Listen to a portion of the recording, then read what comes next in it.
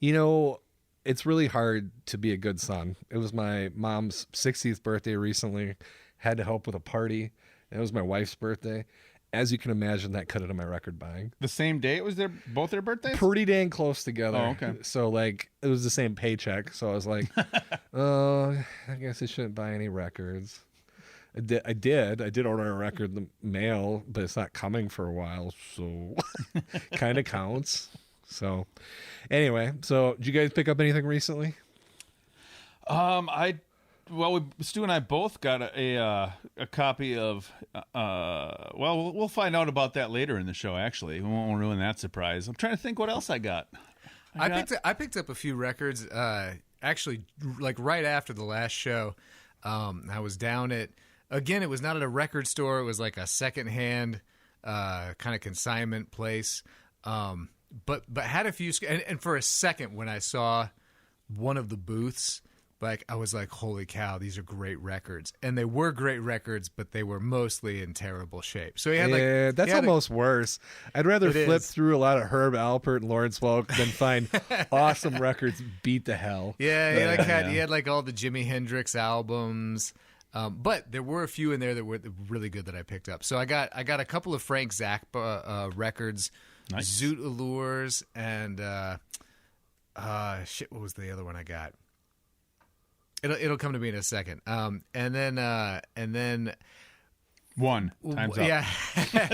The other one that was really cool was it was a Charles Mingus record. So he's a jazz musician, and his stuff isn't always easy to find.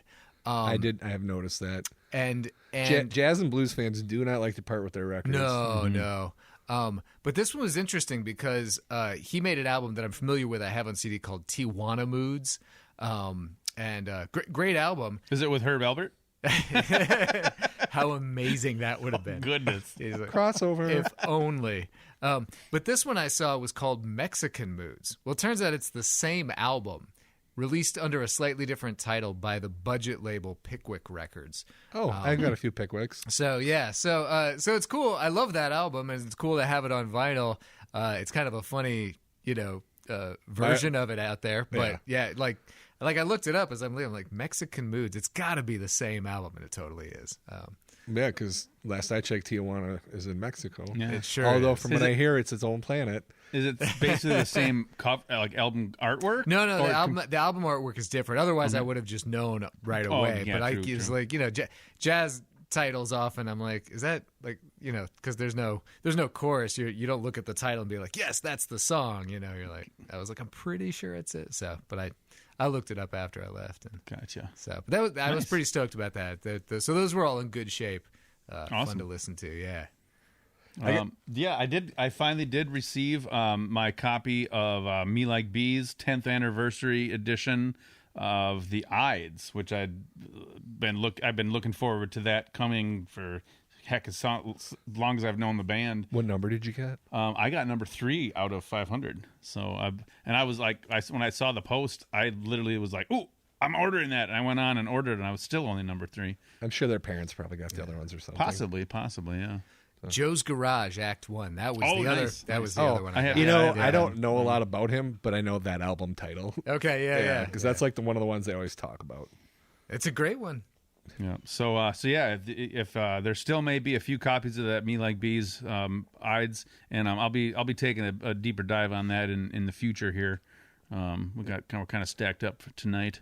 And you still got to message Sam Birchfield and see if you can hook me up. Oh yeah. Again, thank you, Sam, for being on our last episode and doing that interview. It was awesome. Yeah. So Sam, if you hear this, save a copy of Scoundrel for James. Yes. And save a dance for me. And save a dance for Stu. One last dance for Stu. Sounds like a Tom Petty song. Right. Yeah. Did you pick up anything else? Otherwise, I'll go over what I got. I don't believe I did. So this was kind of like a budget round for me for the reasons that I mentioned. I'm not going to talk about what I ordered because I will talk about that when I actually get it in the mail. I will just say this is an artist that I do have interactions with on our Facebook page. So I love it. Anyway, so I got a couple cheapies. I got Robert Palmer's Riptide. It's a good album. Yeah, it's okay. It wasn't really what I was expecting. Obviously, Addicted to Love was what I was expecting, but the rest of the album was a little different. But this isn't a Robert Palmer review section, so we're gonna keep going. Today, actually, I bought Yesterday, Today, and Tomorrow by the Spinners, which is a 1977 release. Paid $2 for it. Great condition overall, like the vinyl is. I would say the sleeve's probably like a VG. It's not like stellar, but it's also not ripped or anything. Not their most popular album, but I like the Spinners. And then the other one is I got Love's Lines, Angels, and Rhymes by the Fifth Dimension. Oh, nice. Yeah. I also paid $2 for that. And what I've learned is a lot of really wonderful soul bands and soul singers and such were just kind of making easy listening music in the 70s. Yeah.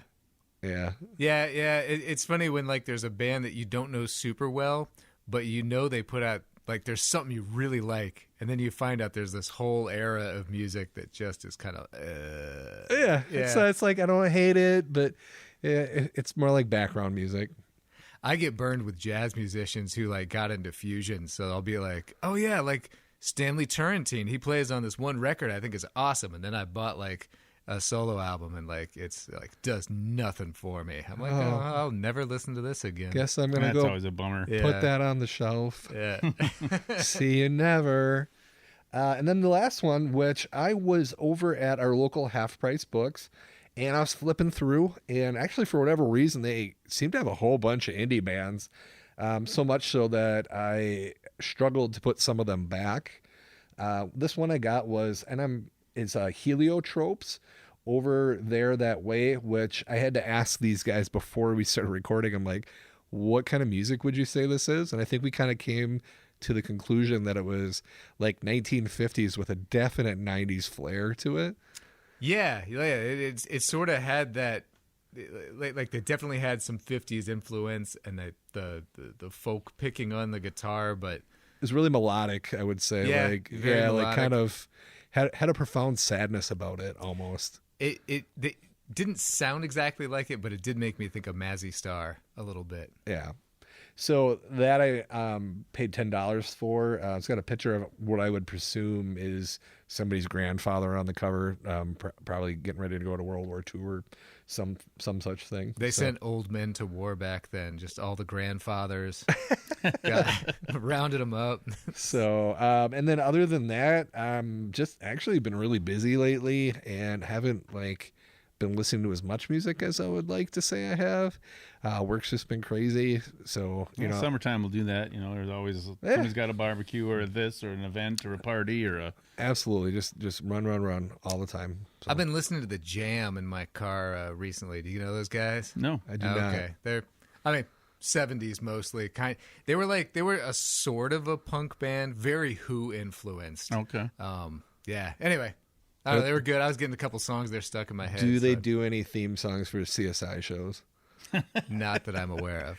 I swear to God, there's probably better part of a decade I struggled to listen to The Who because what was that, the late 90s, early 2000s, there's so many CSI shows, and it's like every commercial would come on and it would be like a Who song, and it was just like, I do own Tommy, I'm kind of gotten back to being okay with it and stuff, but it took a long time. Yeah, NCIS has ruined a lot of things for me. Yeah. Mostly days at the old ambulance station when your partners would insist on watching nothing but NCIS. I can't remember 24 hours. I can't remember who that was, but I feel like I worked with that person. Oh, dude, I know 30 people like that. And the ambulance company I worked at in Madison, it was literally only 4 more NCISs and we get to go home. That's how we told time. How many episodes of NCIS? You're like, because it was like my petty way of saying, shut that effing show off. Steve's like, guess I'm going to take a nap. Yeah. Because that's what you do when you work on the ambulance. Yeah. So, as much as possible, anyway. Well, sleep when you can. So we don't do that anymore. So anyway, I suppose we should probably do the show, huh? Let's kick this thing off, guys. Yeah. Let's kick out the jams. Motherfucker.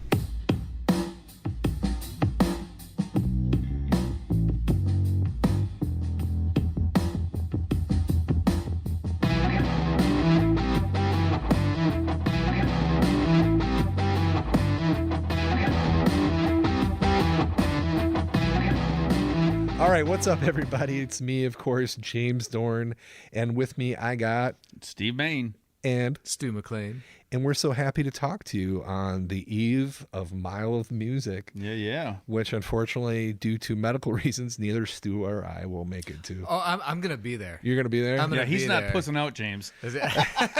Well, no, I just scheduled my procedure for shortly afterwards. So. Shortly afterwards. Yeah. So that's the cherry on top of your... Indeed. Yeah. So anyway, cherry on top of that shit sandwich. So, and of course, we are One More Record podcast. Make sure to follow us on Instagram, Facebook. Tell your mom. Moms love us. So we got you know who you are. We know who you are. We got an action-packed episode for you. We got news. We got all kinds of things. We got another really great interview, but we'll talk about that later on. So, all right. So let's hit the news. So best I can understand, because sometimes when stuff gets reported, you know, they're not real clear on what day it happened on. So July 30th, a clip began circling of Cardi B throwing her microphone at a fan who tossed a drink on her. She can also be seen yelling at them. And then follow up to when I wrote this I found out today, that microphone is actually being sold for charity.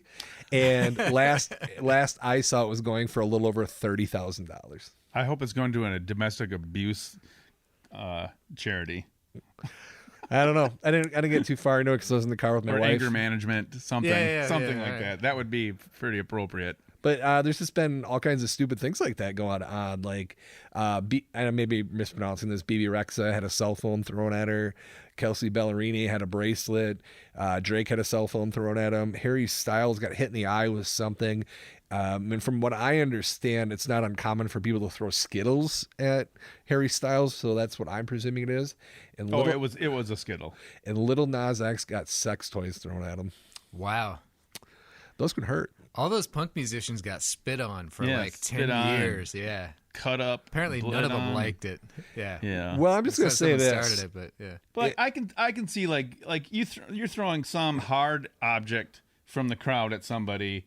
That's kind of BS. But like, you got a drink thrown at you, and now you're gonna cost somebody. Who's worse in that situation? Yeah, you should have just pointed at the security. Be like, hey, use your power, take him out. Don't hurt the guy. Like, have a little class. Yeah. But I mean, you know, you get angry.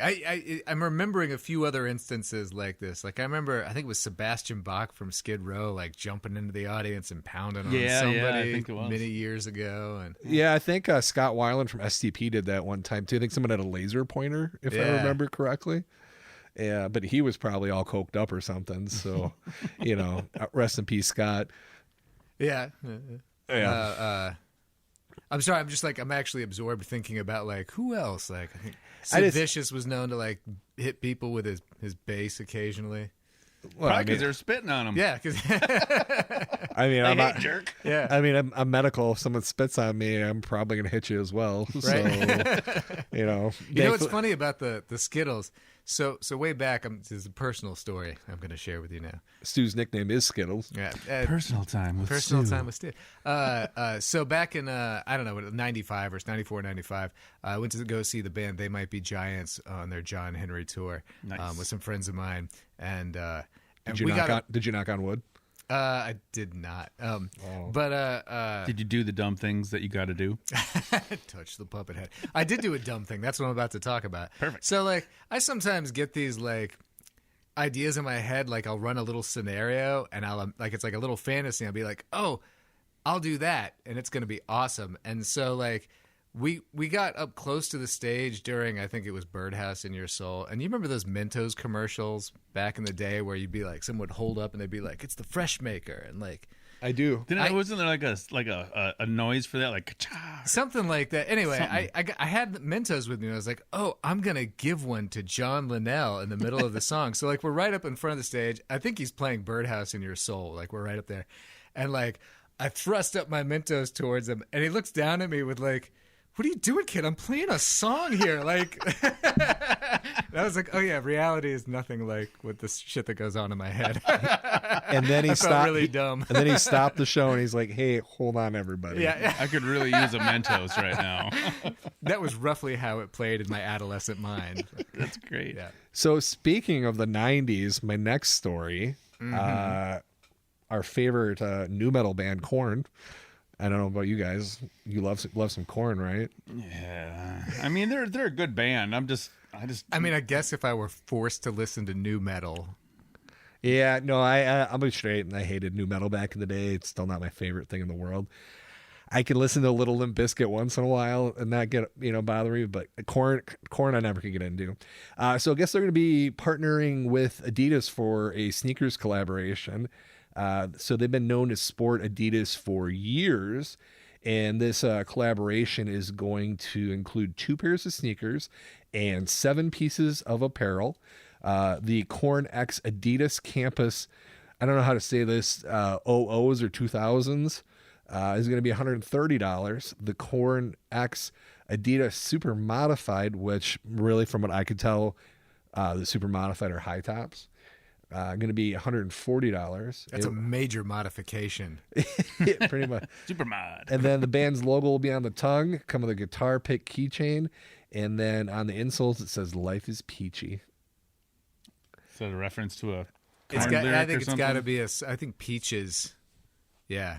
I also think the Adidas, I'm pretty sure they had a song on their first album, and it might have been All Day I Dream About Sex, which is I'll be honest, I know nothing about Korn, really. I vaguely remember that. I know that their name is spelled with a K. That's about as far as my knowledge goes on this band. Yeah, I was firmly anti-nu metal back when these guys were popular. Okay, So, yeah. So apparently at a recent Taylor Swift Eras Tour concert in Seattle, this would be from July 22nd, 23rd, the crowd created activity similar to a 2.3 magnitude earthquake, according to seismologist Jackie Kaplan Auerbach, and she told us to CNN. This is in Seattle? Yeah, this was in Seattle. I mean, very likely it could have just been an actual earthquake. Right? I mean, Rainier is set to blow. They have 1.5 and 2-pointers all the time there. That they you should barely be careful out there. You don't want. There's like volcanoes everywhere out there. And then a side note, something that I don't have prepared here, but I did just read is apparently she gave all of her staff that goes on tour with her, like the crew and everything, every one of them $100,000. I saw that. Wow. It's a little wealth redistribution there. She makes enough money, I'm sure. Trickle down effect is real. Yeah. That's it. I'm voting Republican.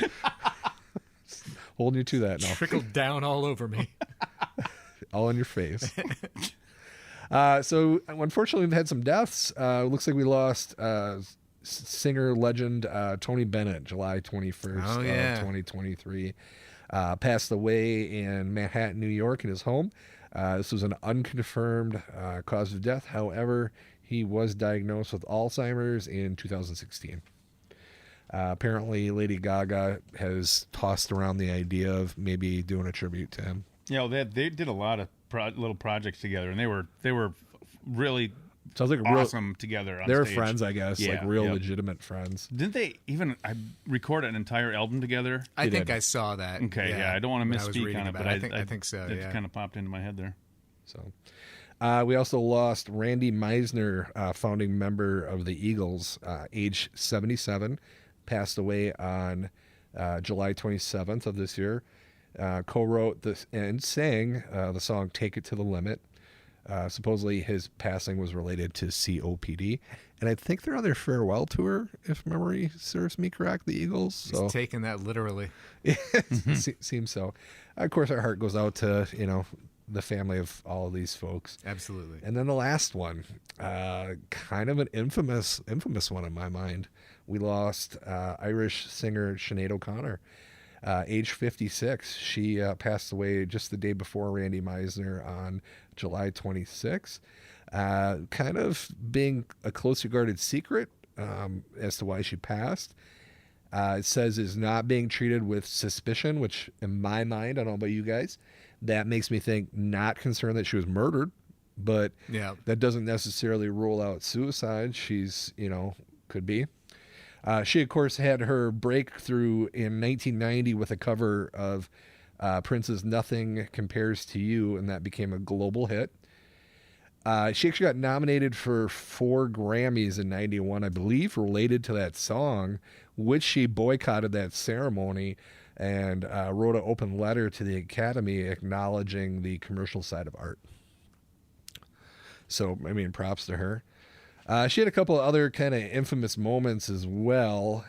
2 years later, she had this performance on Saturday Night Live where she performed a cappella version of Bob Marley's War. And then she ripped up a photo of Pope John Paul II. I remember when that happened. Yeah. And then she looks right at the audience and said, "Fight the real enemy." Yeah. So one of the more interesting things that kind of came out of this when I was researching her history is her relationship with Prince. So I got this following information kind of came from a couple different resources. I guess she never actually met Prince prior to the release of the cover. She recalled after that a night where she was hanging out with Prince and he kept trying to have a pillow fight, but the pillows were stuffed with things that were designed to hurt. Oh, so she didn't elaborate on that. No pancakes and basketball? Yeah. So at one point, she in one of the articles I read, she referred to him as the devil and a monster of a man. Wow. Interesting. I have only heard like wonderful things about Prince. She did also, and I didn't quote this, but she did talk about how profoundly sad she was when he died as well, because he was so alone, and she had this big thing about how stardom does that to us and stuff. So their feud, so to speak, would continue on even after his passing in 2016. She had a documentary, which she obviously was involved in because she just passed away, bearing the same name, Nothing Compares. And it's taken from that song, and due to her lengthy history with the song, and they weren't actually allowed to use it in the documentary. Really? That's interesting. She used the song itself in the documentary. They could not use her version of the song. Oh, wow. Yeah, so in September of 2022, Prince's half-sister Sharon Nelson explained the decision to not allow O'Connor to use the song in their documentary to Billboard. So the following is a quote from Prince's half-sister. "Nothing compares to Prince's live version with Rosie Gaines that was featured on the Hits 1 album, and we are re-releasing that album on vinyl November 4th. Nelson said in a statement, "I didn't feel Sinead deserved to use the song my brother wrote in her documentary, so we declined. His version is the best." Prince's version of the song with Gaines was originally released in 1993. I think that's weak, man. I think it's petty. I think that's If your that's so not cool. I'm not impressed with his sister. If that version was so superior, then why don't you put them up against each other and let them stand? It's not like that was going to impact record sales. Yeah. It's a documentary about Sinead, and arguably she has a huge connection to that song. If anything, I think it may have bolstered their record sales, because if this documentary is released before the record was, it's going to create some interest and some buzz and some conversation about that. Like, any press is good press. Well, it sounds like that's what Prince's sister is trying to do there, is like create a little controversy to like maybe get that's noticed. her move, I It's guess. basically like a record plug, for the one they're putting out. And I'm sure part of that is his sister probably knew Prince probably didn't like her. Could be. Or he resented, because, I mean, you talk to anybody who's a big music fan, and most of them will say her version was far superior. Oh, really? But, I mean, like, I would be so surprised. Like, there were so many artists who did record Prince's songs and, like, had hits with him, and it never, Cyndi Lauper did. Yeah. And he gave away a lot of his songs, too. Like, he knew he couldn't perform. Yeah. Like Manic Monday. Yeah. So what's like the one thing that you think about when you think of Sinead? There's one characteristic. I mean, she's bald. Yes. It's exactly. The bald head, which was like a shocking thing for a woman to have who wasn't in Star Trek: The Motion Picture. And didn't she? Didn't she at one time like shave her head in public in protest of something going on in Ireland or That Europe could be. or something. I don't And then recall she just that, like but- stuck with it. So I guess the first time she did it was when she was 20, because record executives wanted her to be more feminine. And then she kept it short for the remainder of her life, and she spoke to Dr. Phil in 2017 for her reasons about doing so. Age 50 at the time of when she met with Dr. Phil, she said, "My sister had the most beautiful red hair, glorious red hair, the type you're jealous of." She would go on to compare it to the actress Christina Hendrickson, who was most notably in Mad Men. But my mother took it into her head that my sister's hair was ugly and horrible and disgusting. And she started, when I had long hair, she would introduce us as my pretty daughter and my ugly daughter. Oh, man. And that's why I cut my hair off. I didn't want to be pretty. Wow, That's brutal. that is Yes, brutal. it actually gets worse. The conversation then took a dark turn as she detailed past abuse. It was dangerous to be pretty because I was getting raped and molested everywhere I went, she said. That was a huge part of it. I didn't want to be raped or molested. I didn't want to dress like a girl. I didn't want to be pretty. Other girls beat you up if you're pretty. O'Connor added that the music industry also influenced her decision to keep her androgynous look. I was asked one day to grow my hair long and wear skirts because they wanted to sell me on my sexuality. I didn't want to be sold on that. If I was going to be successful, I wanted it to be because I was a good musician. Good for her. I was like, hell yeah, Sinead. Yeah, no, she was obviously very principled.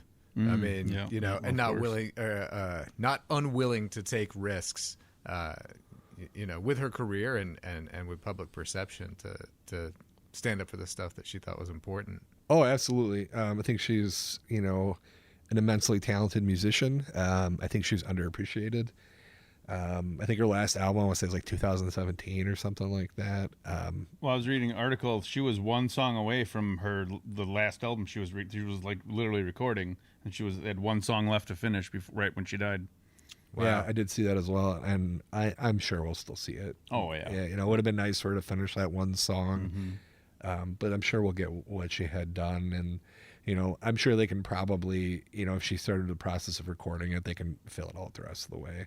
You know, I've sort of Who knows if they even started recording that one or Right. or you know, like what part of the process they were in. Right, absolutely. So, all right, well, rest in peace. They're good old Sinead. So, all right, so you know, another thing that I like to talk about, kind of rolling into this, because we don't know the cause of Sinead's death. She certainly had, you know, a lengthy history of documented mental health issues, which she spoke very openly about, and I respect her about that. But the other thing is like sometimes people don't talk about their mental health issues. They don't work through things. And I think that's especially rampant in musicians. And I think that sometimes that can really hurt things. And, you know, obviously we will go on to lose a beautifully creative person who probably had years and years of really great music to give to us. But we also lose a person with legitimate feelings and who has a family, and that's not great. So recently it was the anniversary of Chris Cornell's passing, and I originally was intending to do a broader piece talking about artists who committed suicide.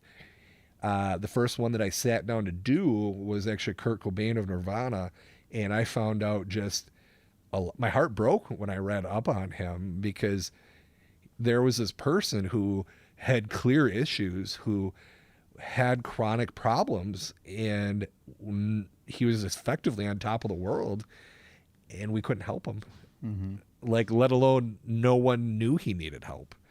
So I wanted to do a little bit of a piece on that. So he was found dead in his Seattle, Washington home on April 8th of 1994.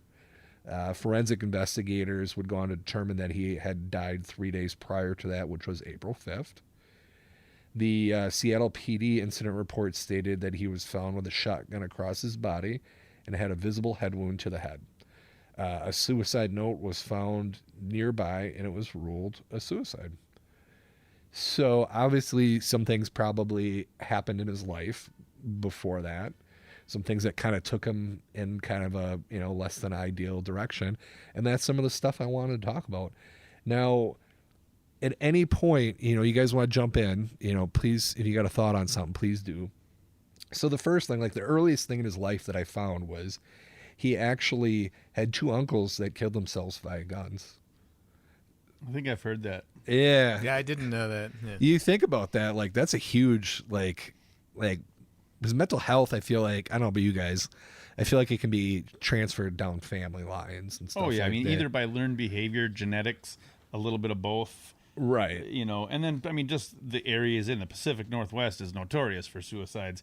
Aberdeen, the town he grew up in, was it was a pretty poor town. A lot of struggle and strife out there, I imagine. Yeah, have you ever been out there? Oh yeah, Okay, yeah. Drive from Me Aberdeen too, out sure. to the coast all the time. Yeah, Did you live in Seattle for a while? Yeah. Lived Yeah, in me Seattle too. and all around Olympia Yeah, area. so you guys kind of know the environment. Yeah. Yeah, and stuff. it's freaking depressing out there. Like my first winter out there was like, I see why everybody kills themselves out here. Like, holy shit, this cloudiness sucks.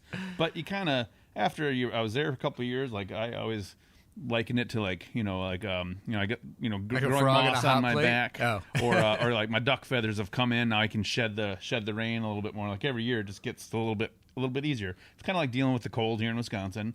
If you're not used to it, holy God, it's just like it really punches you in the face.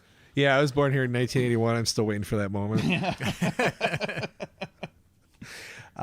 No, absolutely. I mean, people have varying coping mechanisms and things that they do to get through stuff. And, it's well documented that sunlight has a huge impact on your mood, primarily with like vitamin D3. And you can, have supplements and stuff to help that, but it's not the same. Yeah. So at some point in his life, Kurt was diagnosed with bipolar disorder and attention deficit hyperactive disorder.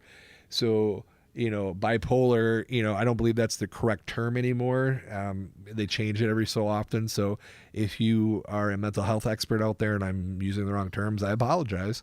But this is what he was diagnosed with at the time. I thought bipolar replaced manic depressive. Right, but I think they call it something else, or there's different stages of there's it. different No, stages. I okay. think manic depressive is still a stage in that, because there's I believe it's like pediatric onset bipolar, adult onset bipolar. Like there's all these different factors and names for Jimi that stuff. Hendrix would have just never written that song if they just straight up called it bipolar back in the Yeah. day. And then he would have had to sing about all the different stages. Yeah. Totally different song. But for those of you who have zero knowledge of what we mean by bipolar, long and the short of it is he would experience the highest of highs where he'd be just excited about stuff and just had a ton of energy and ready to rock the world. And then he would have the lowest lows where he would be terribly depressed and probably to the point where he struggled to function during the day. And then you put in the hyperactive disorder where he probably had trouble like focusing and stuff like that too. That probably didn't help things. Mm-hmm. So most of his life he dealt with other issues, one of which was chronic bronchitis, and then some sort of undiagnosed stomach issue, which frequently left him in a fair amount of physical pain. And my understanding is at the time of his passing, they still don't know what he had. I mean, that could have been anything from like IBS to diverticulitis and, all these colon inflammation issues and stuff like that. Well, and I mean, he, he was a heroin user. Yeah, we're gonna get into that here in a sec. But it did remind me. I mean, same thing.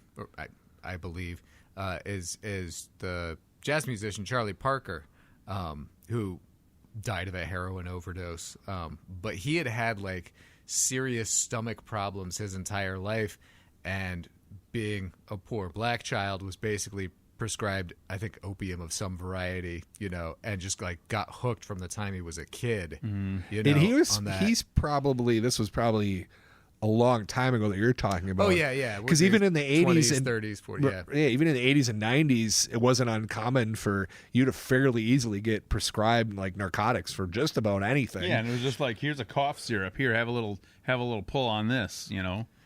And it wasn't even pills. Back in the probably 40s, 50s. Right, and then like I was watching Dark Side of the Ring, which is about wrestlers and stuff and some of their things, and like they're talking about one of them that like the late 90s the doctors would come to his house and give him bottles of like 300 pills of like Percocet or something like that. And, that's still wasn't uncommon by the time Cobain was around. Well, sure, there's notorious, rock and roll doctors out there who, privately basically give, celebrities whatever they want. And I'm sure it still happens on a regular basis. For sure. So just to kind of review, we got someone, documented family history of depression, suicide in the family. He's got something that will probably make him horribly depressed that time, probably make it hard for him to focus. He's dealing with respiratory issues and chronic pain. And that's just to start with. This is like the early part of his life. So all of this, I think, probably played a role in his substance abuse issues. So he struggled with alcoholism. Apparently he used to like to use inhalants, varying kinds of street drugs. And as Stu mentioned earlier, heroin was his drug of choice. Cobain had said that his stomach pain was so bad during Nirvana's 1991 European tour, he became suicidal. And then he found that taking heroin was the only thing, and this was a quote from him, was that he kept him from shooting himself. Yeah. And this is like 3 years before he ended up dying. Yeah, So- I mean, if you were in constant pain, like, you will do anything to try and stop that pain at some point if it's intense enough. And I'm just saying, like, people turn to things like heroin, at times for certain reasons. Yeah. So I think it was 2011. I herniated a disc in my back while I was working out at the gym. Okay. Worst pain of my life. Yeah. Like, I legitimately have never been in that much pain in my life. There'd be time where I would be walking and I'd get hit with the pain. And it was like one of those things where I knew if I collapsed to the floor, I was going to be in horrendous pain. And if I continued to stand there, I would be in horrendous pain. I would literally grab onto there's no good choice. There's no good choice. Yeah. And I got taken to an urgent care because I was working as registration in the ER at the time. And I got there and they're like, we don't give narcotics out. I'm like, I don't want narcotics because I was, I think, like an EMT basic or something at that point. And then I got in back and the provider that was there was like, I'll give you narcotics. Like, he knew I was in a lot of pain. He could tell. And I turned it down. And in hindsight, that may or may not have been a good choice because it took me 9 months. Like, I maxed out my my insurance benefits that year for my chiropractor. I was doing physical therapy and getting adjustments. Like, I was at my chiropractor like 3 times a week. Jeez. And when I was home, I was constantly stretching, constantly doing the exercise. And it took 9 months before I was pain free. I remember at AMC, I'm not going to specify anything beyond that, this hospital that Steve and I used to work at, they'd have these back bathrooms, and I'd take my break and I'd literally go lay on the floor in the back because the floor was cold. And it was the only time that I wasn't in like horrible pain. And I wanted to drink. I would have took just about anything at that point to make that pain stop. Yeah. So to a point, I get it. So March 4th, 1994, Mr. Cobain was hospitalized in Rome for an overdose. His management would claim it was accidental and said that he was suffering from influenza and fatigue. Courtney Love, his wife, would later acknowledge this was a suicide attempt. So, all right, the days leading up to his eventual passing. March 31st, 1994, he left a rehabilitation center that he had checked into the day before. He did so by scaling a 6-foot wall. April 2nd, he took a taxi cab to a Seattle gun shop where he purchased shotgun shells. It would later come out that he had a friend who legally purchased him a shotgun, and this because the Seattle PD had taken his guns away twice in the last 10 months. So that's another thing. Like, you think about, like, they know that the police, and this isn't their responsibility to fix this, but they have a guy. They know he's rich. They know he's famous. They know he's suicidal. He's had guns. They've taken him away in the past. But they couldn't do anything beyond that for him. That just shows you how messed up our system is. Well, but I mean, I don't know. I mean, what do you think the system should do? Like, You you're know, talking about the police. so I'm like, gonna- how I'm- much do you want? Well, again, so let me be clear at this. I'm Okay. not saying it was the police's No, responsibility to I'm fix just that. saying. And I have, being a nurse, I have some incredibly in-depth feelings about our community and how we serve mental health. Right. And Okay. I'm not going to go into them now because it will be an incredibly long conversation. And I will, the one thing I will say is that it is a deeply seated belief in my mind that we need to destigmatize mental health, particularly in men, because we're taught at a young age to suck it up, and we're not okay to show emotions and things like that, and we need to do that at an earlier age. Yeah.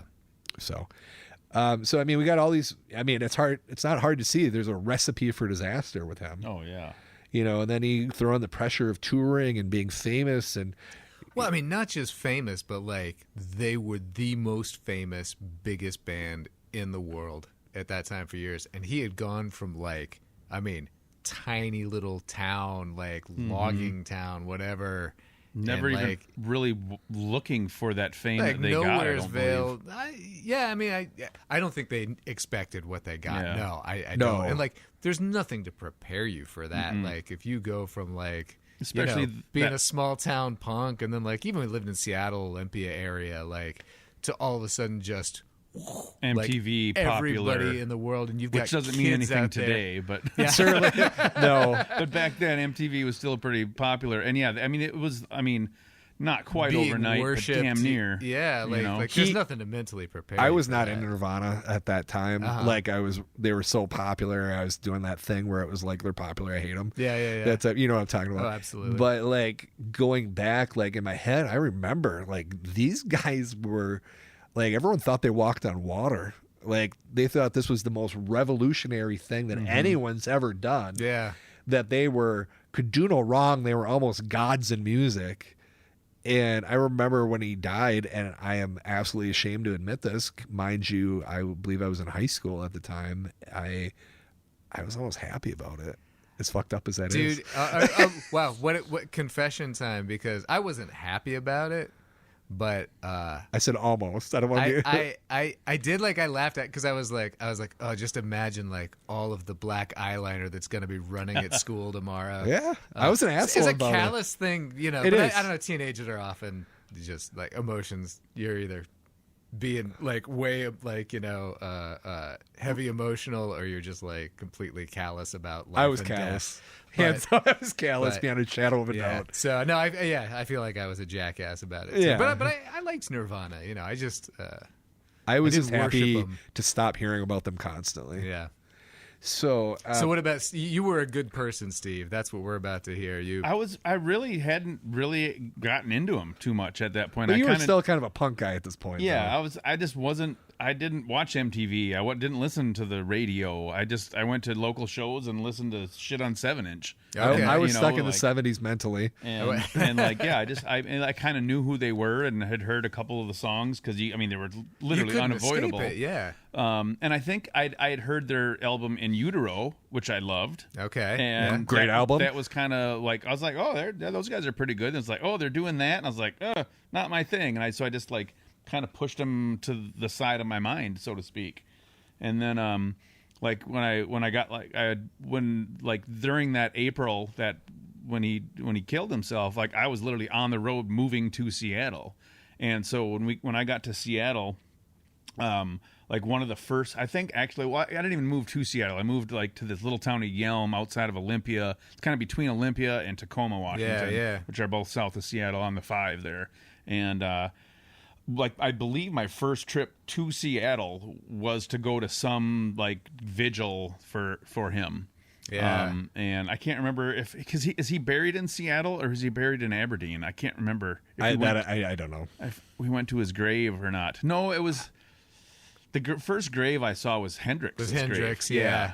But I remember there being a vigil for Kurt that I went to, and it was my first trip to Seattle ever. And I was like, oh god, look at Right. I'm that. sure that was. I mean, the city. you're in the heart of Nirvana country there. Yeah, because we got there. It was probably 4 weeks after. Well, no, it was May when I got there, so I don't know if it was. That's only a couple. Maybe it was. That was only a couple weeks after that because he was like early. Yeah, like, April, I guess April, May. Yeah. So it was just. And a back couple then, of weeks. it's like information didn't travel as fast as it does Yeah, nowadays. it's not instantaneous. It's not instant. So I had like, to wait for Kurt Loder to tell me on Yeah. MTV News. Yeah. yeah, Kurt Loder was the shit. I'm I just love gonna say Kurt. right now. Yeah, he was- agreed. Yeah, He was like all our big brothers. absolutely. That's how old we are. He was that guy that you'd go to the record store and you'd be afraid that he would tell you that the band you like sucked. You wanted his approval, Right. But he was nice. Like you never see him like a jerk on TV. He just had that look about him. Like, are you? He into- knows more than you. He knows more than he you. probably still You can knows tell. more than me. Yeah, Let's be honest. So, question for you guys. So, kind of keeping things on track with Nirvana here. What do you think would have happened to Nirvana had he not died? They probably would have put out a couple more albums and very likely burned out, or they could have.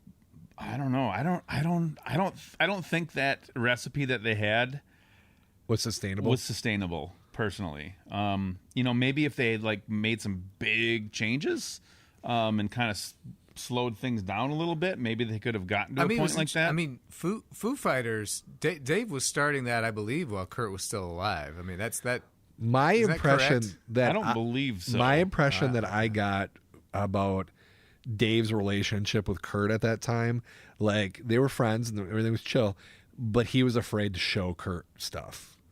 Like he was afraid to bring songs to the table, and he was I believe he was doing stuff in his basement alone and things like that. Like he was still trying to figure I himself believe out. he had. I've heard. I don't want to And misquote again, I may be wrong anybody on that, but that's what I heard. Or speak wrongly on it. Because that sounds really intelligent. You all know what I mean. But Their expectations I believe aren't that high. I just watched an old interview within the last 6 months of Dave Grohl and how he was talking about he had brought stuff to Kurt, and Kurt was just like, "No, we're not using your stuff. You're not the songwriter." Like that was kind of the attitude, and that's kind of why he just stopped bringing stuff to the band, because they're like, "Nope, you're the drummer. That's your place here." That could be. So Yeah, you would know better. So than I think would. I imagine that had they continued on, maybe Dave would have split, because he's clearly a monstrous talent on his own. And he had some stuff brewing. So I think you would have seen that change at least. And for a 3-piece to lose one, I mean, he's just the drummer, but Just the drummer. yeah. But I think we probably would have seen that change. You were talking about like not being able to help him in his. I'm like changing course here, but you triggered a memory. I read Duff McKagan's autobiography, if you know, the bass player for Guns N' Roses, and he mentioned in his book that he actually sat next to Kurt on a plane. We're talking like a week before he committed suicide, and they kind of acknowledged each other. Duff was also a Seattle native, but he at the time was going through like a big alcoholic. Like he needed to quit drugs, and he was in his own pain in his own world. Yeah, at the Duff had time. some So issues, this I was like remember that. shortly before I think his pancreas exploded.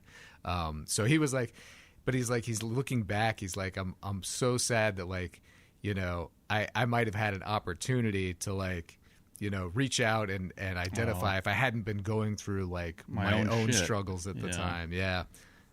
I mean, with that kind of thing though, like guilt will kill you. No. Yeah. And you can't. Yeah. Yeah. I mean, Duff. I'm assuming Duff listens to us. He sure does. Yeah, you can't think like that, man. If you was in your ability to help him, you would have been able. I don't to, think but, it keeps him up at night, but I'm just saying it's something he mentioned. He's like, I agree though. I mean, I can see why that would be frustrating. Then. Yeah, I think anybody that has a death in their life, whether it be someone taking their own life, that died from an illness, died from a car accident, there's always that question, what could I have done? Yes. Like maybe, maybe you had a slight opportunity to like, oh no, you should stay here at this party, or hey, you should, hey, let's go together. And there's always that question of, what can I do? It's just, I think that's just part of human nature, you know. But and not to make this, you know, about my family or anything like that, but my own father committed suicide, and that my mom was really young, and Oh, wow. my mom had a lot of issues as a result of that, you know, over the years, which I'm not going to get into on this public forum. No, but how could you not? But you know, that there's a saying once I said that, like, suicide doesn't end mental illness, it transfers it on to someone else. And I believe that. Yeah. Like, and then of course, you know, my mother's choice, my mom and I get along great now. My mother's choices at the time impacted me in a lot of ways, and I'm still stuff that I deal with even till this day at 42 years of age. Like, I still have anxiety, I still have depression, I still have things that I worry about, and it's, you know, I'm on medication, and it's a struggle for me sometimes. And you know, there's a world where I could have ended up like that. Like, I could have went down the wrong path. I could have ended my own life. I would be lying to you if I didn't say at some point in my life the thought crossed my mind. Sure. You know, so I recommend listening to Nirvana. That's a cathartic experience. I do want to say my thoughts on Nirvana before we, you know, move on to to the next things. I think they would have broke up. Like, I think that Dave's, like, budding, you know, explosive amount of art that he was ready to give to the world, I think Kurt would have held him back, and I think he would have came out on his own. And whether Nirvana would have, I think Nirvana either would have gotten a new drummer and it wouldn't have worked and they would have faded off into obscurity, or they would have just broke up. I tend to think Kurt would have probably kind of faded by the wayside for probably a good long while, and then I think eventually he would have came back. He would have probably got clean, he would have gotten a good place, and I think he would have came out with some more music and stuff that maybe wouldn't have been commercially as successful as the early days of Nirvana. And he probably would have been fine with that, because that's the scene he came from. You know, the scene he came from was not about being on MTV and being famous. But I will say this, you know, you never know. Like, a guy like Kurt, you know, I've read these stories that you know, in the early recording, you know, he basically didn't, I don't think any of them, they were very naive about what it took to, you know, write a record, and like all of these bands that they really liked. I mean, he was a Beatles fan. I mean, he liked, I think they all liked actually a broad variety of music, but you know, as they sort of found out like how these songs were actually put together, or the records were produced, like I think you know, he had a strong sense of like melody. He clearly could like write a catchy song that people identified with. So I think it's entirely possible. Like, I don't think he would have gone away as having been so as popular and as many people were touched by what he did. But I think maybe he would have changed in a surprising way. Yeah, I could have. You think he would have reinvented himself? I think it's possible. Yeah. I kind of think he would have gotten to that phase where like Lennon was before he died, where he was just off kind of doing his own thing, and the people. That's actually a pretty good guess right there. Yeah. And he would have, you know, would have been an activist. I think he would have been a lot like Lennon was. You know, maybe that strong-willed that people thought was a little bit of an asshole at times. If they actually knew him, yeah, yeah, right. And he would have been out, and he would have been talking about, you know, the things, wars that were going on and stuff like that. And maybe he wouldn't have had a huge amount of mainstream success, but he would have been present. And I do think he would have came back with some great music eventually. Like, but we'll never know. Yeah. So again, just a huge waste. And I don't think if he would have lived, I don't think that would have stopped Dave. And I think we still would have got the Foo Fighters. Maybe the timetable would have got thrown off a little bit. Like, maybe he would have stayed with them like another year, and it would have threw everything off another year. But Dave was coming. Dave Grohl was coming out I think swinging. So too. Yeah. And I mean, just a talent like Dave, you couldn't hold that back. He did write that song "Hey Johnny Park" on "Color and the Shape." I think is the name of the song. That's about Kurt. I didn't know that song specifically. That's on my list of albums to re-listen to because I haven't listened to that in a while. Oh yeah, that's a not that I'm saying that the death was worth it, but that's a very, I don't know, it's a moving song. I like that one a lot. Yeah, that's Color and Shape. That's a great album. Yeah, a must own in my opinion, hands down. So, anyway, guys, that's all I got about that. Real quick, I wanted to do a little shout out to Milo Ackerman of the Descendants, who just suffered a heart attack and did not die. Thank God, just to lighten the mood a little bit. Yeah, guys, I kind of brought the party down a little bit today. But Milo, always a wonder. He's just a joy of a man. And if you don't know the band The Descendants or the band All, which was which was an offshoot of, it was basically The Descendants without Milo for how many years would you say? 6 to 8? I know he's for a long time, something like that, maybe even a dozen. By the way, The Descendants is this record. They have a record, I think it was a 7-inch, I want to say, or something. Steve has called me about when he was drunk at least twice to tell me how he wants it so bad, and if I ever come across it in any of my searches, I should get it for him. Hopefully now Steve is using Discogs a little bit. He'll just buy it one of these days. Which one is it? It's I forget what it is. There was I think it was a 7-inch, I want to say. Yeah, there was a series of 7 inches.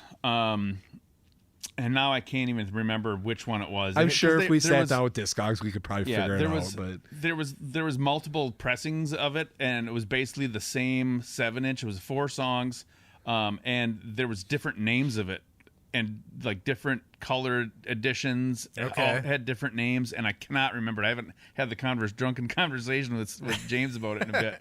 I'm sure I have it written down on a list somewhere. Yeah. And I'm trying to think of it's particularly for one song, and I want to say it's called I'm Seeing Red, but I don't believe that's the title of the song. But that's like a Minor Threat song. That's what I'm getting that name. But it's a lyric in that song, and it's not on the tip of my tongue. I wasn't prepared to talk about this. Oh, sorry. But that's all right. That's all right. It's James's fault. It's always James's fault. But real quick, back to Milo. So like the Descendants have always had a thing like Milo goes to college and Milo does this, and it's always been their big thing. And like so, the last couple of weeks, Bill Stevenson, their long-term time drummer, these guys have been friends since they were teenagers, I'm sure. They're both pretty jovial, fun guys, and so they'll do. I don't know if you saw any of their little like Facebook updates. I saw a couple. Yeah, we're just like Milo sees the cardiologist, and then Milo gets discharged. Yeah. It was good to see his humor coming. Like basically, 10, 12 hours after his cardiac event, that he was like, nope, I'm fine, everybody. Like we're good. But of course, it happened to him. They were in Spain on tour, so he had to navigate the whole health system being in a different country and stuff, and they did some great little humorous quips on it and stuff. It was kind of fun. So we're glad you're doing better, Milo. Yep, and everybody listen to the Descendants and check them out. Follow them on Facebook. Mm-hmm. Absolutely. So I think next up, Steve wanted to tell us about something else that he's got brewing. Yeah, so Stu and I a couple weeks ago were able to sit down with my friend Matthew Szlachetka of the band. That's a $10 name. Szlachetka. Yeah. It does not. If you want to look them up, it's actually spelled Szlachetka,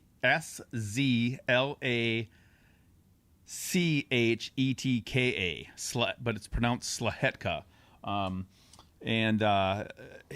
So Matthew, not only has he been a longtime musician and a wonderful musician at that, he also, a couple of years back, has started a record club called the Old Soul Record Club. So coming up here, we're going to talk to Matt about Old Soul Record Club.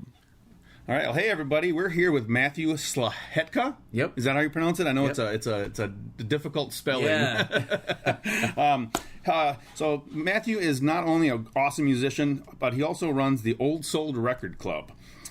So what brought you to starting this whole record club thing?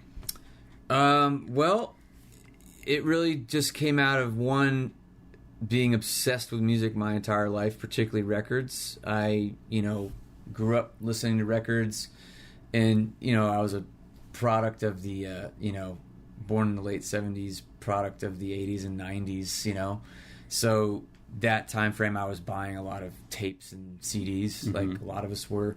I would always listen to my dad's record collection. But, once I kind of moved out of the house, moved out to California, the first opportunity I had, space-wise, living in apartments in LA where I could start a collection, I just dove in, and by that time I was touring full time, so getting a chance to just pick all over the country. I'd always come back with batches of records, and it got better and better, as the years kept going. And then once I moved to Nashville, like the collection just really, really exploded. But, the big thing, I guess, really was even before I started flipping records and stuff, one thing I always really paid attention to were, like, what genres, like, resonated in different parts of the country, in different regions, different states, etc., different cities even.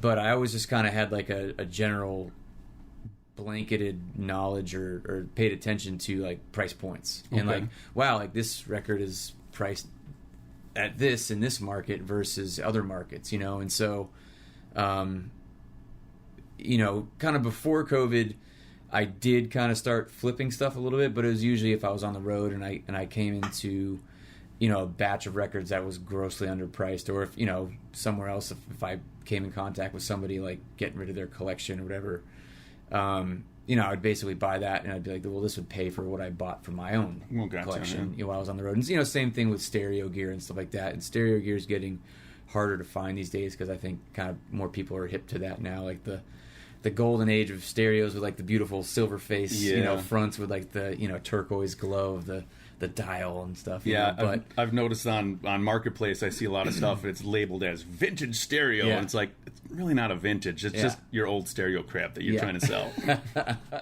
Yeah, but, it really just came out of being obsessed with music and loving records, and I love it as much as I love playing music, and I've always been, I don't know, I think I kind of consider myself like a musicologist in some aspects, because, like, I always really love getting down to, like, the root of whatever I'm obsessed with. Like, if it's a band or an artist, like, I dig in and do as much research on them as I can, and then I'll find out who they were influenced by, what albums they were influenced by, and I'll go back. But, one thing for me is, like, I've always as well just paid close attention to, like, liner notes and the people behind the artist or band that made that album happen, where it was recorded, who played on it, who were the writers, all of that stuff. And so, when everything kind of really started to come together for this record club, I kind of already had that,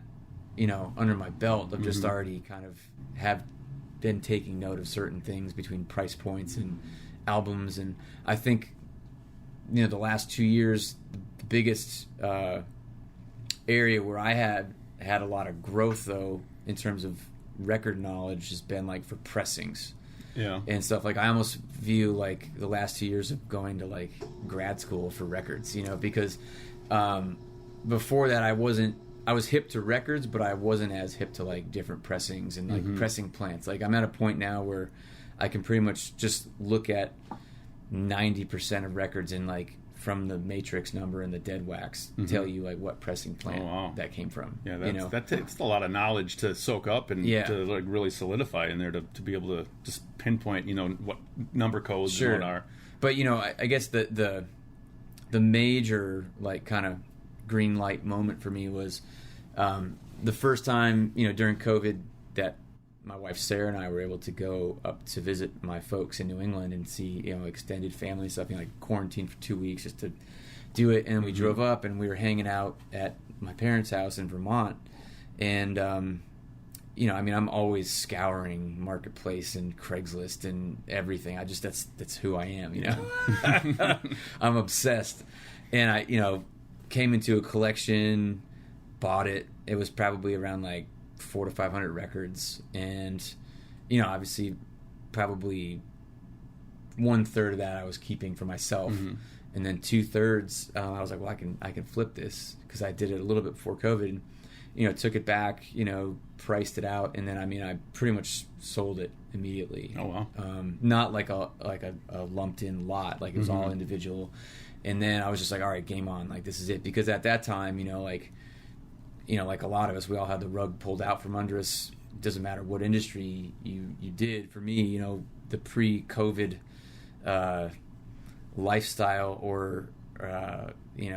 protocol was write, record, tour, rinse, and repeat. And that was it. I was 150 to 200 dates a year touring artist.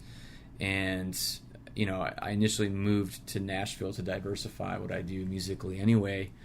And it took a global pandemic shutting me down for that to happen, because I wouldn't have had the time to do this. So I took all the time that I normally would have been on the road or spent booking shows, and I just put it into amassing like a pretty large inventory, and then also building up, you know, a good clientele list.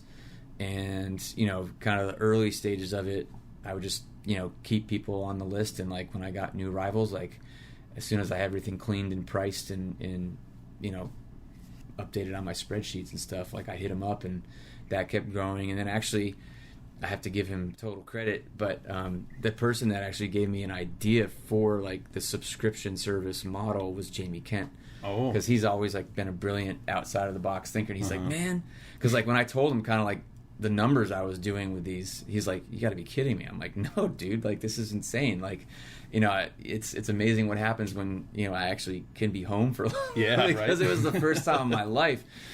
And so I just started thinking about it more and just kind of brainstorming objects, but like price points and you know, amenities with a club and different you know, price tiers and stuff like that. And then my buddy Kyle Homestead, who built out my artist website, built out the Old Soul Record Club website. So nice. How? That's another question I was going to get to in a little bit, but how much time do you think you spend a month, like just flipping through record collections? Oh man, I love it. Like I said, I love it as much as I love playing music. So like for me, it's all about the hunt and like the excitement of, you know, thumbing through a collection and just finding that, you know, that white buffalo. Yeah, you know what I mean? Yep. You know, I mean, it's that's the thrill of it, you know. And I do have to admit that is one reason I haven't joined. Yeah, is because I'm that same way. Like I want to find it. Like I've been looking for and now I'm forgetting the name. Dylan's that live project he did. Basement tapes or not the basement tapes. I got all those. Rolling Thunder Review. Rolling Thunder Review. I've been looking for. That's my white buffalo, and I've been looking for that. And I've had many shops like, oh, I can order that for you, and I'm like, nope, I want to find it in the wild. Yeah, like, it was like one of the reissue like bootleg series they had. But actually, I mean, not trying to make a sale on the podcast right now, but I do have like a legit 70s bootleg from that tour right now. It's got like kind of tie-dyed vinyl. Oh wow, it's pretty cool. We can talk after. Yeah, we'll talk after. Always the hustle, right? So speaking of white buffalo, what's your white buffalo as far as vinyl goes? Oh man, well, I mean, there are those like albums that we all know, and I've been fortunate to have found them before, you know, bought them and flipped them, or found them and kept them for myself. I mean, I think the craziest thing I've found so far was I found it in a collection. You know, I always ask what somebody wants to sell their collection for, because I don't want to offend or throw out a price. Or like, wow, that was great, I was going to sell it to you for this. And, you know, so I just try to be as polite and let other people speak first. But I found a 67 East Coast stereo pressing of the Velvet Underground and Nico. Wow. It had like 90% of the banana sticker still intact. The very tip had been ripped off. The record itself was in like VG Plus condition, and the cover itself was like strong VG. It was like borderline VG Plus. It had a couple tears like in the top and bottom edge, like on the right side. Yeah, I paid $3 for it, and I sold it for $1,200. Oh my lord. That just made my heart drop. You know, like stuff like that. I mean, like that's just like the thrill of the hunt. You know, I mean, anytime you come into like an old Blue Note, you know, any old Blue Note records are like just coveted. You know, and obviously earlier mono deep groove pressings, but I mean any Blue Note records from the 60s or 50s are amazing. Early Atlantic pressings too, like if you get the old original black Atlantic labels. Or like the early Fan or like kind of pinwheel, Atlantic labels, or the Bullseye, and then the Fan. Stuff like that. Right now, another super hot record that's been just off the wall for a few years now is like a true first pressing of Zeppelin 2, which is the Ludwig pressing, like the RL. I bought one initially at a record convention for my own copy, and then I found one in the wild, which was even cleaner, so I sold my original copy. But for those of you who don't know, super cool, and like once again, just getting down to like the lineage of pressings and albums, which is what I am just so obsessed about.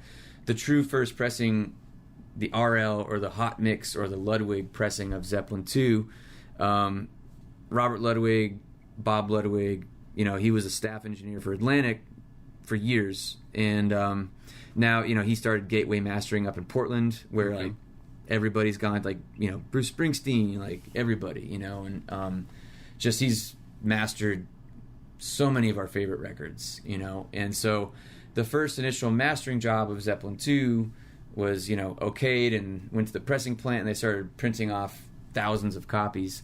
By the time, and this is the story I've heard, and other people have said the same story, so whether it's folklore or whatever, but by the time that Ahmet Erdogan received his copy, he apparently gave it to his daughter to play on her turntable, and I'm not sure what turntable she was using, but apparently when like the drums really kicked in and a whole lot of love, like the bass frequency response was so tremendous that it bounced the tone arm off of the wax, and she freaked out and he freaked out, and they did like a big recall, hence the remaster after that. And there's also like there's another version out there where, because you to have a true Ludwig, you have to have RL etched on both sides. There is an RL that exists out there where it's on one side, so it's not a true RL.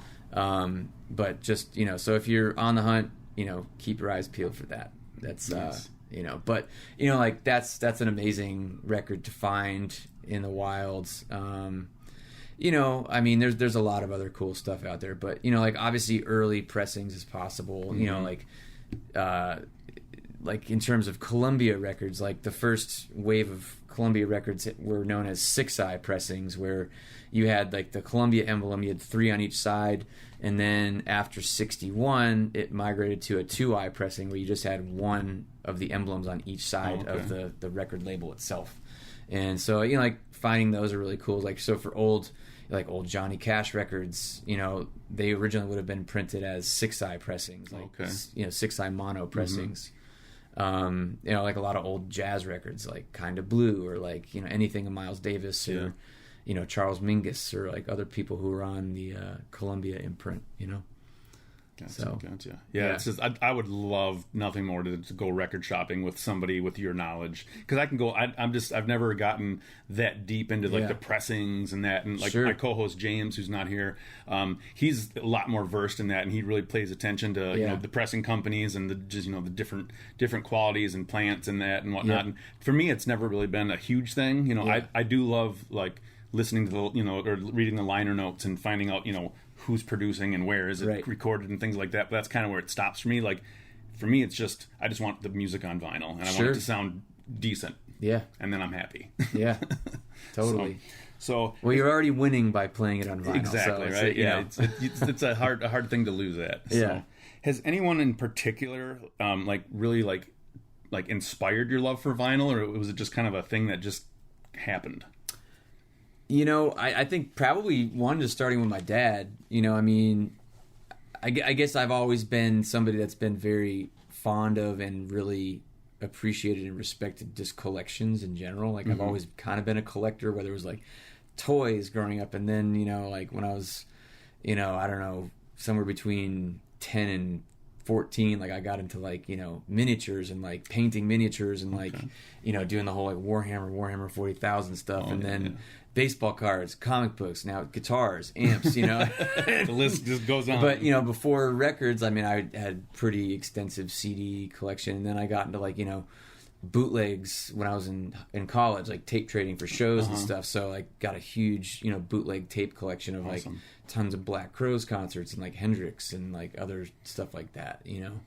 But with records, I've always I've always really respected and loved the idea of having like, you know, a big library of books or like records. That way, instead of, you know, thumbing through Spotify, you can be like, yeah, we're going to listen to this record and this album inspired this record, but that record was inspired by this, you know what I mean? And I just love being able to kind of have that at arm's length, you know? Yeah, it's just like, that's a great little rabbit hole to go down. Yeah, totally.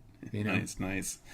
So I know you've released your album Young Heart, Old Soul on vinyl. Do you have any other stuff released on vinyl? Just that right now. Is it just that? Yeah. Do you plan on doing any stuff in the future on vinyl? Man, it would be really cool to reissue my first 2 albums on vinyl. It's just price point kind of thing. And I just have to see what touring looks like, and then what other interest of, you know, because you need to sell it before you can buy it. So I'd have to gauge, you know, interest levels of if I were to, you know, press those albums on vinyl. But I mean, like with the new album, you know, it comes with a download card where you can listen to, you know, high res WAV files or MP3s, and it also has an exclusive documentary that you can only watch by buying a vinyl copy of the album. Yeah, so it's like I tried to make, like, you know, with the price point of that, just, you know, really get the most value for each fan or customer. You know what I mean? I didn't want to like cheat that. We're like, oh yeah, but it's also on YouTube. But it's like, no, like if you're gonna make the investment to buy my album on vinyl, which I'm super appreciative of,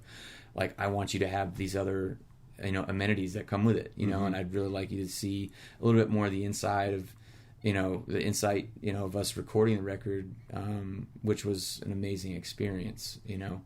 But no, I'm not going to press it on CD, just because, I don't know, there's more and more people without CD players, and with cars being manufactured without CD players, I'm just like, you know, there are like a small percentage of people that ask for CDs, and I'm just like, just weighing out your cost of it, you know, and I'm just like, buy the vinyl. I know, and I'm just like, rip the MP3s, burn it if you really want. I mean, it looks cooler. Like the liner notes are better. You know, you can read them. You know, and it's So I think I'm definitely going to be sticking to my guns and just sticking with the vinyl. You know, and that's good to hear. And I mean, it just looks cooler. yeah, definitely. So why do you, as an artist, like, what made that decision where you're like, hey, I'm doing this on vinyl? Like, it just basically, I guess, kind of what you had just said. I'd always wanted to do it. You know, obviously, especially with the previous 2 releases, especially, you know, the album that I was able to do with David Bianco before he passed away.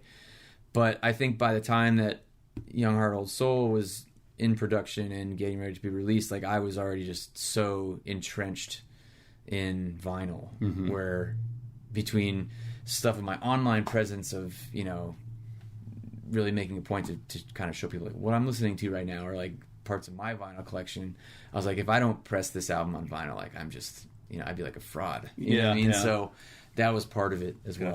Okay. You know? Awesome. Alrighty. So I imagine you find yourself going through some pretty big private collections. You got to have some crazy stories. Like, is there any story that just sticks out, just like weird dude that you met, or? Thankfully, no. Well, I mean, yeah, it's, I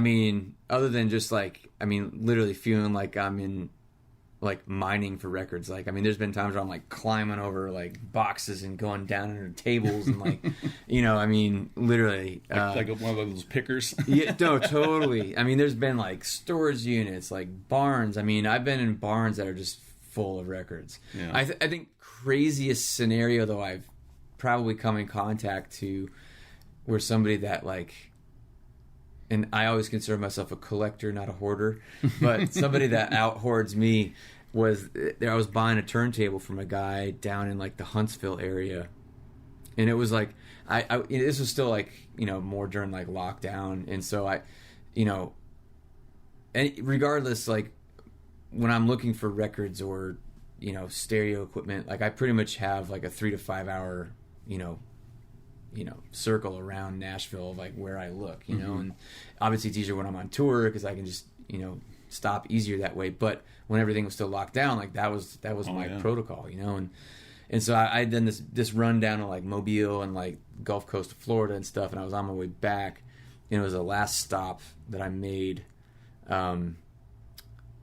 before I got back to Nashville, and actually, this was a turntable I bought for Jamie Kent.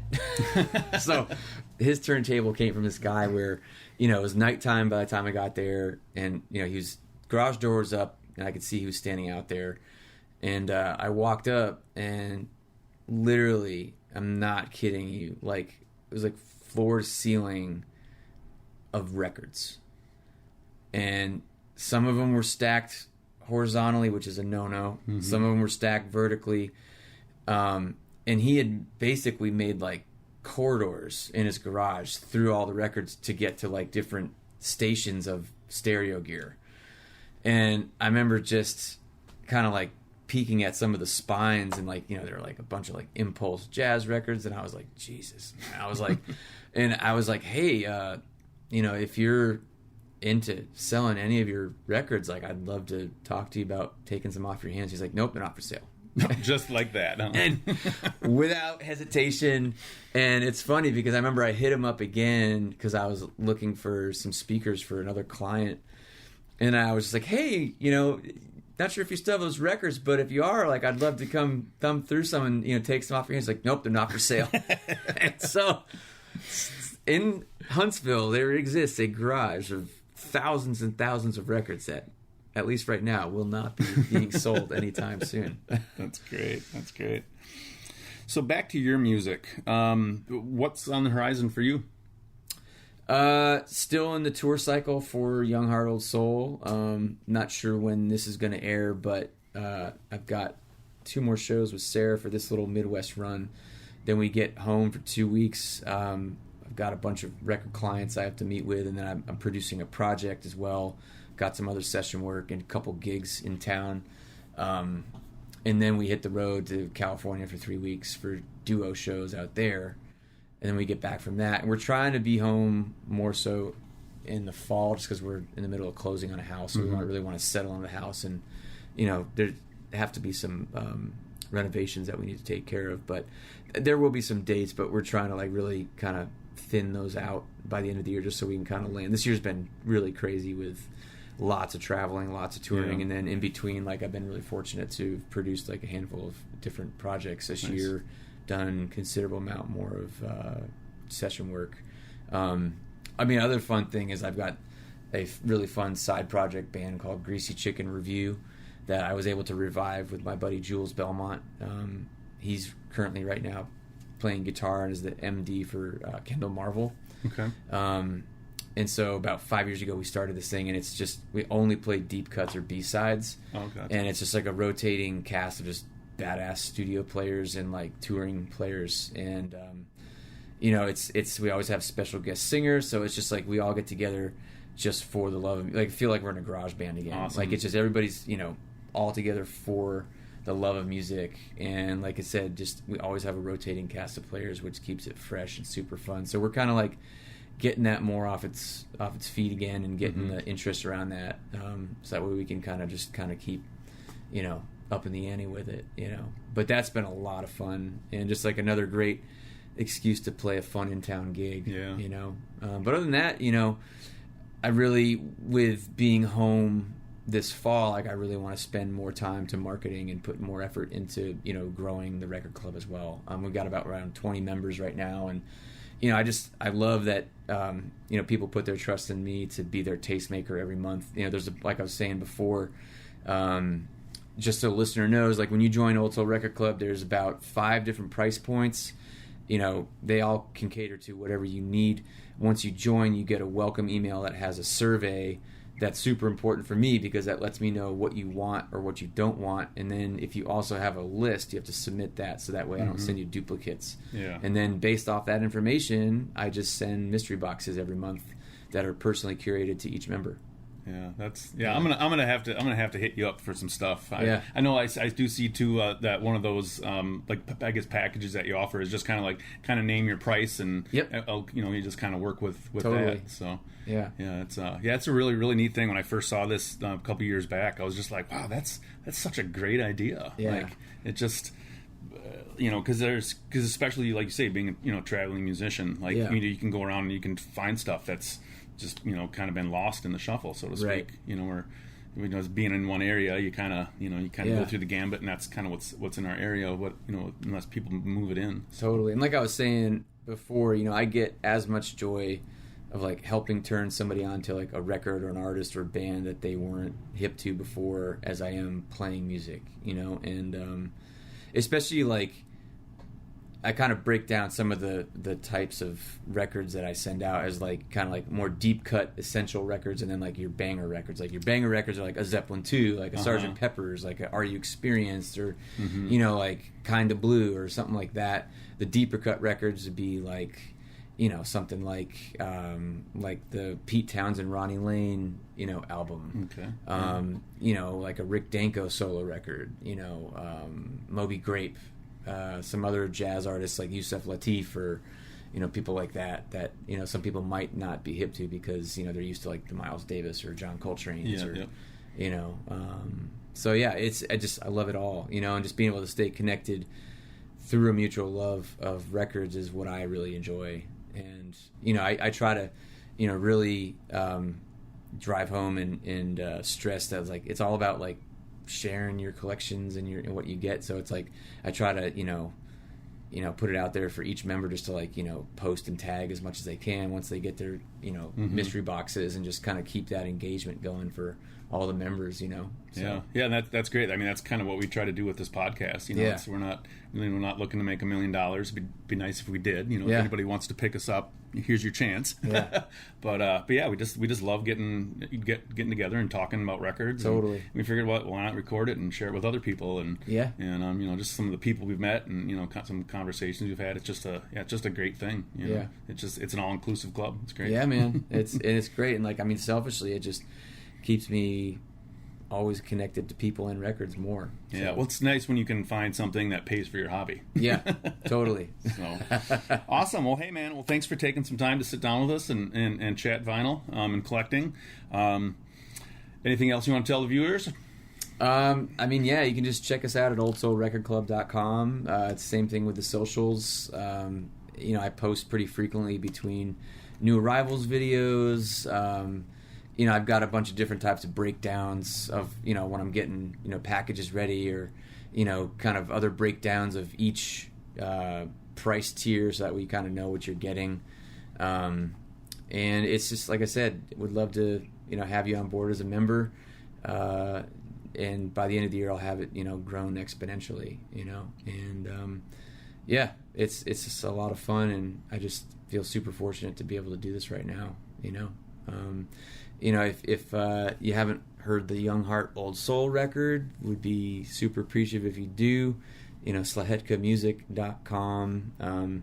I guess the other thing, if you preview it on Spotify, one of the different release aspects of that album I did just due to COVID is that I literally released the entire album as a collection of singles. So I have a playlist under Young Heart Old Soul where there's each individual single sequenced in the album, and when that final single came out last year, that's when I released the vinyl version of the album. So like it's available through my website or at shows, and I think it sounds best on vinyl. Yeah. But still got plenty of copies if you'd like to order one. But yeah, I love records, and I want you to love records too. Awesome. All right. Well, this has been Matthew Szlachetka and Old Soul Record Club. Awesome. Thanks, guys. All right, Steve. Thanks a lot for sharing. That was a really cool interview. I enjoyed getting to be the producer on that and listen to him. He had a lot of cool stuff to say. Yeah, he's a great guy. He's just got a great outlook on records, and just his passion for it. Like, he's clearly just a fan. Like he's a fan. Yeah, exactly. He's just like, hey, he loves collecting. I love collecting, but he's like, I'm sure he's just like, my wife won't let me keep every record. His wife, musician Sarah Ailey. Yep. Yeah, be sure to check her out. She does she's actually far more country than I thought she was. We saw her perform with some other friends. It was like a year ago, 2 years ago, something like that, and dug her sound, dug the set and everything. She was super awesome. We talked to her afterwards, and I picked up a couple of her CDs, and she's Nashville based. And I brought him home and listened to it, and I was like, wow, that full band is way more country than I expected. Nice. So that was a surprise. So it kind of caught two sides of her there doing that. But yeah. But Matthew, thank you for taking the time to sit down with Steve and Stewart. We really appreciate it. Yeah, most definitely. Also here, we're going to take a quick look at Matthew's last release, his first vinyl release, Young Heart, Old Soul. So here's my In the Sleeve with Steve.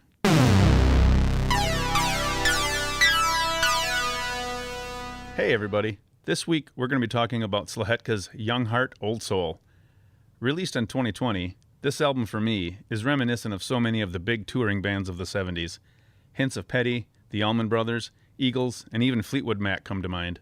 Horns, keys, killer guitar riffs and leads, plus all the wonderful harmonies accompany Matthew's ageless lyrics in a big way sonically. I had only heard most of these songs live before, not realizing that there was an artist playlist on Spotify that is the album. Truthfully, though, I'm glad. I always try to hear the music for the first time on vinyl whenever possible, even though sometimes it means I have to wait up to 3 years. And yes, I could have just ordered it, but that's another story. Even the packaging is evocative of 60s and 70s albums. Matte finish, colored front cover, black and white back cover, and lyrics printed out on the inner sleeve let you know how big of a fan of records and collecting Matthew is. I'll be giving this one 5 out of 5 hell yeahs. Here's Earthquake by Szlachetka. Enjoy.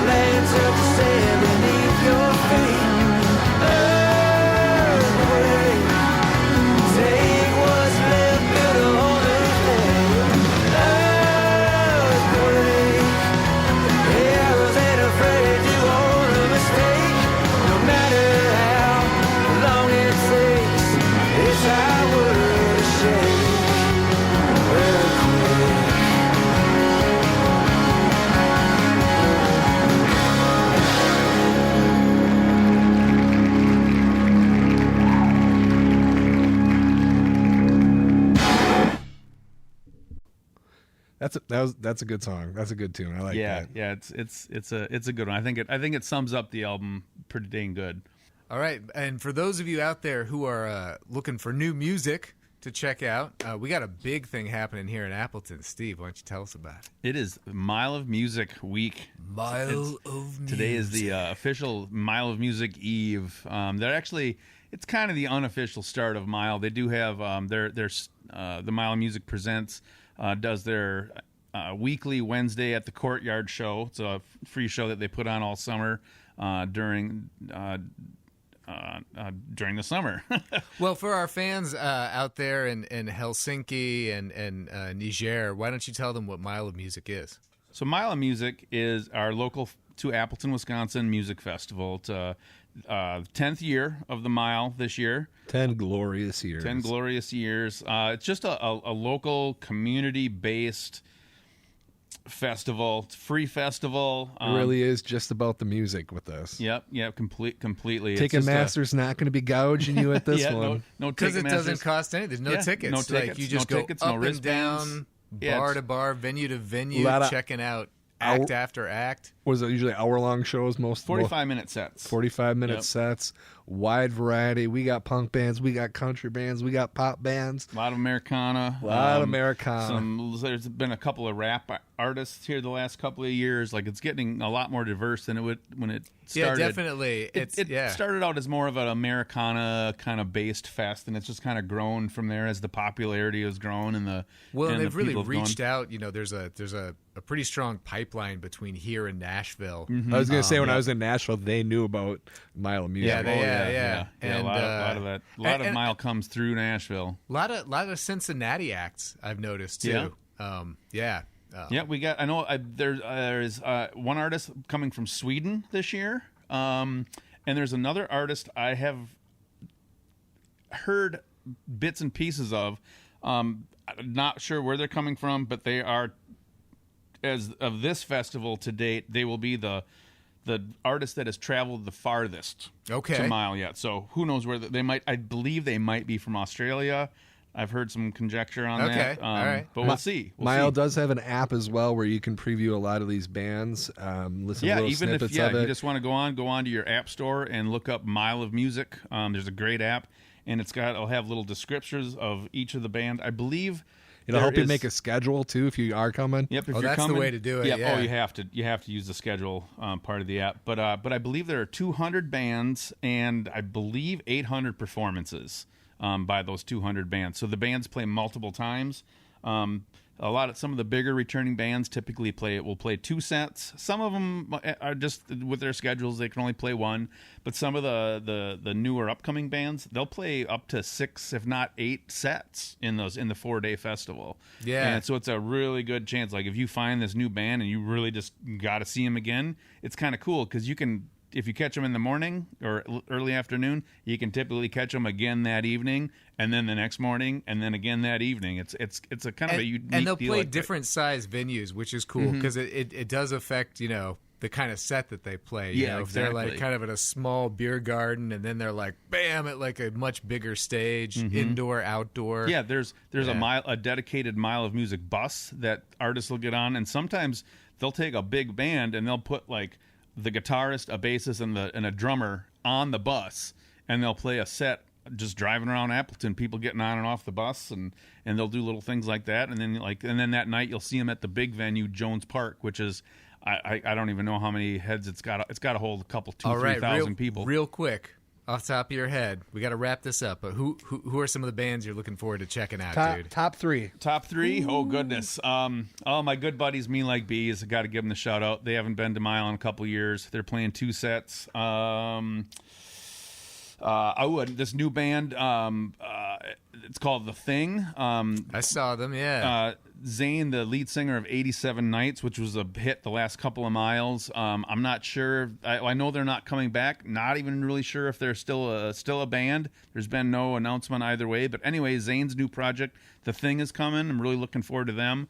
And number 3, I got to say the Stews. I love Stews. They were a band that I kind of slept on a little bit last year. I did catch like the end of one of their sets and then one full set, and I was overwhelmed by their live performance. Like the stuff that I had heard was like, oh, these guys are pretty good, but maybe not my thing. Live performance completely changed my mind, and I've just been in love with them ever since. So I'm really stoked to be that they're back, and I'm going to be able to give them the attention that they deserve. Cool. Is it safe to say next episode we can expect you to do a In the Sleeve with Steve about one of these bands and maybe discuss some of your favorite live performances? Oh yeah, oh sure. I'm gonna try and get. I don't think we're gonna get to talk. Yeah, James. I think next week or next episode I think is going to be a mile extravaganza, Like a so to recap, speak. yeah. We got some things planned. I mean, it's going to be a very fluid weekend with people's schedules, but Lots of fluids. lots of fluids going Make sure on. you hydrate. Yeah. Tomorrow's going to be 90. Luckily, my schedule is, I'd say 80 to 85% indoor schedule, which it just kind of happened to work that way, which is good. Yep. But I believe Friday is a lot of outdoor stuff. Not going to be as hot. Still going to be warm. Make sure you get some petroleum Vaseline for your inner thighs when you're walking around in the heat. I don't need that. I got chicken legs. They don't rub together at all. I don't. But check out the Mile of Music app, even if you're not local. Like every band that's at the festival, there's just a nice little descriptor and links to all their websites and socials. It's a great way to find music. I mean, there's just the Mile of Music team does just an amazing job at bringing bands in. Just literally all over the world now. We're starting to get some non-American acts and just some of the stuff is, I mean, like the Heavy is a big band. They're going to actually be here. They're a band that's getting pretty national right now, getting a lot of attention. Mo Lauda, who you love, is Mo going to Lauda be and there. Humble's going to be back for the first time. Radke. And Kiola, the lead singer of Mo Lauda. I've mentioned Jordan Kiola. He's got his solo project. It'll be his. He's got 2 solo sets. Yeah, our friends Radke, great punk band out of St. Louis. They're going to be back.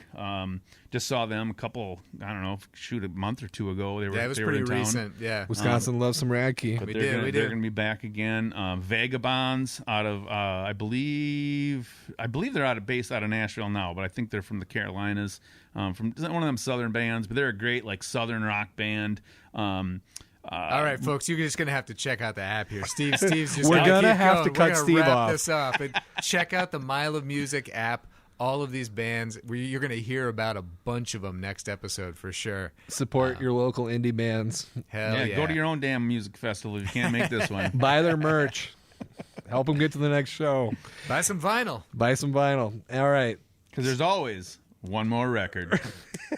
That's not how it goes. Oh wait, let's try it again. James, why don't you do the honors? All right, guys. Thank you for listening to us. As always, we love you. We appreciate you. You're our favorite people in the world. If you like what we're doing, make sure you tell a friend. We get a good amount of people that listen to us, but we always like to have some more. And the last time I looked online, there's a bajillion more vinyl podcasts than there were when we started doing this. So We've inspired them. we've inspired them Yes. all. So, keep it inclusive, keep it friendly. Make sure you tell everybody you can about us. We greatly appreciate it because we want to keep doing this. So make sure you have a good summer of spinning. And last but not least, always remember, There is always room for more vinyl.